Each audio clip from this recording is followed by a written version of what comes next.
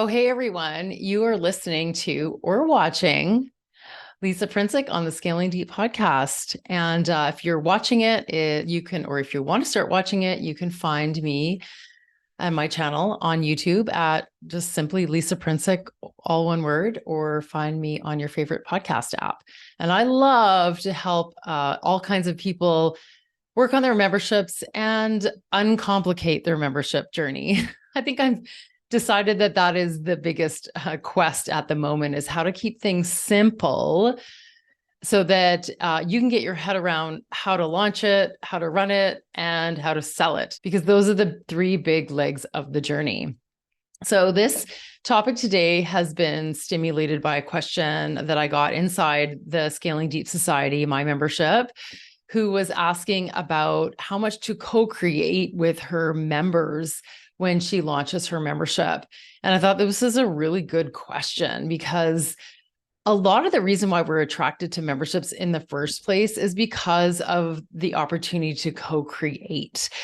We know, a lot of us as experts and coaches, that it's not about doing something in a specific way. There's no one right answer to everything, and a linear journey really just doesn't exist. And so we have to, and we're drawn to being open to what types of things will help people, how to get at things in different ways. And that's going to probably include a journey of growth that includes the tools, different trainings, different things that we don't expect.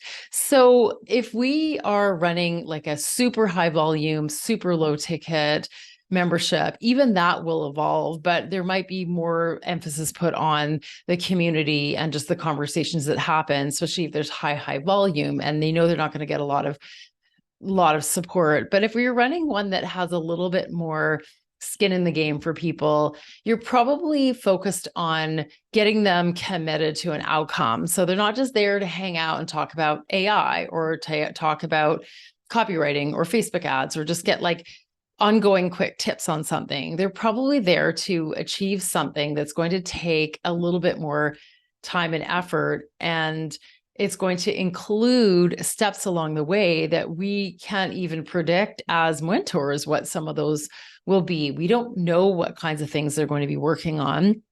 A lot of our members are going to be working on different kinds of things, and they're going to be at different phases. So it's difficult for us to come up with curriculum like we would in a course where we're teaching one singular outcome or one particular framework. And I love courses for that. I think they really serve a purpose. I love having some foundational courses inside our memberships in order to create that baseline. But the ongoing transformation will require us to come up with roadblocks, challenges, new topics, and ideas that we didn't even imagine. So this is where I want to give some advice or some recommendations on how much to co-create with your members and how much to have a step-by-step process inside. Because as I mentioned, having a membership is a one-to-many program where we'll have to be able to deliver steps to an outcome, a big transformation. And again, that's going to be different for other people. So we do want to consider having some foundational steps. We are the guide inside our memberships. We can't really let them tell us what they want to learn all the time, or else they're probably not going to be attracted to it in the first place. Because if they are saying, well, I want to go off in this direction and someone else wants to go off in that direction, you're going to get all over the place advice when you're seeking information from people on what they want and what they want to see more of and all that.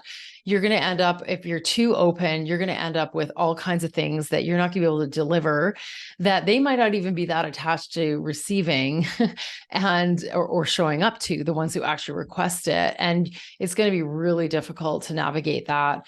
So while I would suggest asking for feedback regularly and asking them, well, what topics, if I was to come up with a specific style or tool or the next training in this format or the next meeting schedule, what of these 10 topics would you prefer? Or do you like the idea of having an accountability circle, which is something like I'm thinking of adding in my community, although I'm just going to do it because I've heard enough in the past from people. But that kind of thing is what you want to help your members co-create with you. And you'll be co-creating as you're just observing them anyway and watching the questions that they have and listening to them. So it's like this observant listening. Like we're always looking at what they're talking about, listening to their conversations and the questions and coming up with curriculum based on that.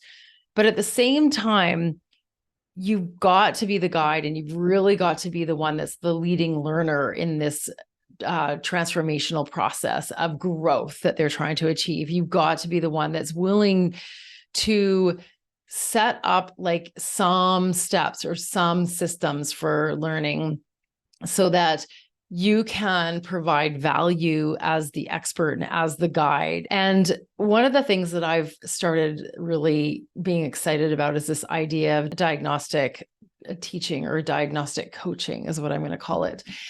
That you don't even know what people need to learn and what the solution really is. And until you actually can find out more from them, you've got to be able to dig a little bit deeper into what they're really struggling with, because not everyone knows what their problems are. They might think they have a certain problem, but they're not really clear on what it is, or they might be attracted to a solution, but they still haven't diagnosed the problem. And if you actually figure out from them what is really broken, what is really not working, you can actually give them like, here's the priority next step of all the 5 things you want to do.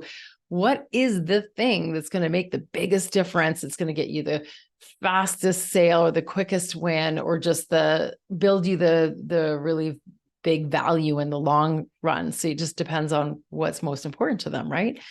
And you can do that in your membership once you have established the foundation of what they're here to learn and achieve. So this is where you want to make sure that foundation is clear of what their goal is. You want to make sure that you have provided the content that fits the framework, the general framework of getting there. So for example, in the Scaling Deep Society, I have the Build a Revolutionary Membership course. It is a 9-module foundational course on how to design a membership that you are excited and ready to launch. And it is very valuable because it goes through some really great questions and does this diagnostic style teaching and helps people create the baseline for a successful program. And that is where I am the guide. And it's so important for me to be guiding them on something very specific, which without every step has to be the same. But it's also really useful for people who've had a membership for a while and don't feel like it's growing really well and have got some gaps in how they designed it. They're doubting now what they're offering. They're doubting their technology. They're not sure why it's not selling. They've got to revisit their value proposition and their transformation that they're delivering, and they've got to kind of rein it in. And that's super helpful for them as well. But those who are maybe a bit beyond that or do work on that within my membership and then are ready to keep working on those like advanced marketing and sales strategies that one-to-many programs require, need different things. Like they might be, oh, I need to get more visibility. I need to pitch podcasts, or I need to launch a challenge, or I need to start running better Facebook ads. And that's where I can come in and provide that co-creating opportunities and give them a chance to dive deeper on something that I feel that I have the capacity to also lead to some extent. So for example, on our last Q&A call, we started talking about Facebook ads, and we have one member who's caught an SLO ad. So it's self-liquidating offer that leads to a course, which is helping her build her list that she's basically profitable on, which is amazing. And I'm like, wow, I would love to hack that with you because it's so difficult to do that right now.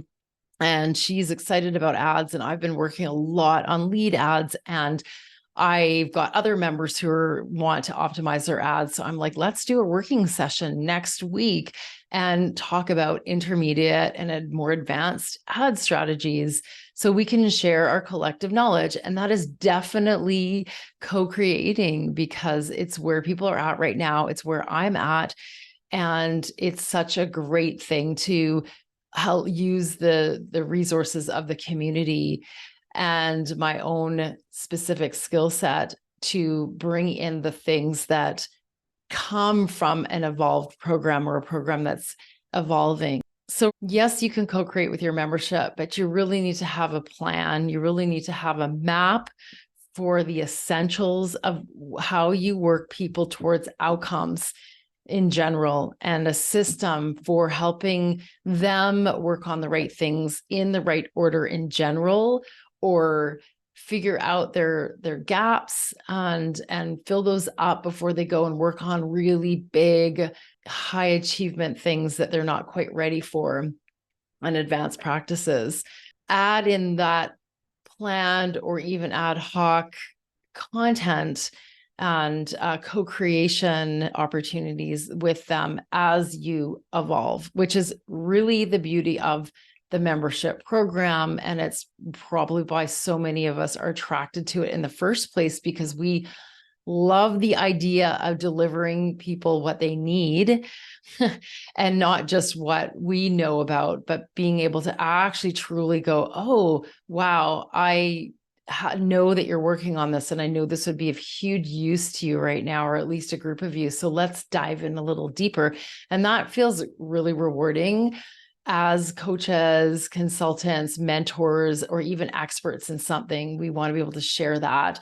And in a course, it's really difficult to just add all that new content in all the time. And especially if we've already had a bunch of people pay for it once, we don't necessarily get the value of continuing to create from something that we've sold just once. So the membership is the perfect platform for that kind of leading learner.